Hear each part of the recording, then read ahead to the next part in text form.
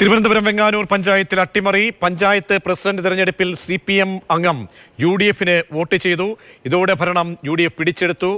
അനന്തകൃഷ്ണൻ നൽകും വിവരങ്ങൾ.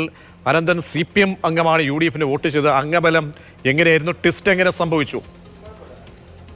പ്രജീഷ്, തിരുവനന്തപുരം വെങ്ങാനൂർ ഗ്രാമപഞ്ചായത്തിലാണ് അട്ടിമറിയിലൂടെ UDF ഭരണം പിടിച്ചത്. നേരത്തെ CPM ആയിരുന്നു അവിടെ ഭരിച്ചുകൊണ്ടിരുന്നത്. RS ശ്രീകുമാർ പതിവില തട്ടിപ്പുമായി ബന്ധപ്പെട്ട് ആരോപണ വിധേയനായതിനെ തുടർന്ന് ശ്രീകുമാർ രാജിവെച്ചിരുന്നു. അതേ തുടർന്നാണ് പ്രസിഡന്റ് സ്ഥാനത്തേക്ക് തെരഞ്ഞെടുപ്പ് നടന്നത്. ഇന്ന് തെരഞ്ഞെടുപ്പ് നടക്കുമ്പോൾ അവിടുത്തെ കക്ഷിനില അനുസരിച്ച് LDFന് 8 മെമ്പർമാരും UDFന് 7ഉം BJPക്ക് 5ഉമാണ് ഉണ്ടായിരുന്നത്. ഇതിൽ LDFിൽ നിന്ന് CPM അംഗം കൂറുമാറി നേരെ UDFന് വോട്ട് ചെയ്തു. അങ്ങനെ UDFിൻ്റെ കക്ഷിനില 8ആയി. അതോടുകൂടിയാണ് പ്രസിഡന്റ് സ്ഥാനം UDFന് ലഭിച്ചത്.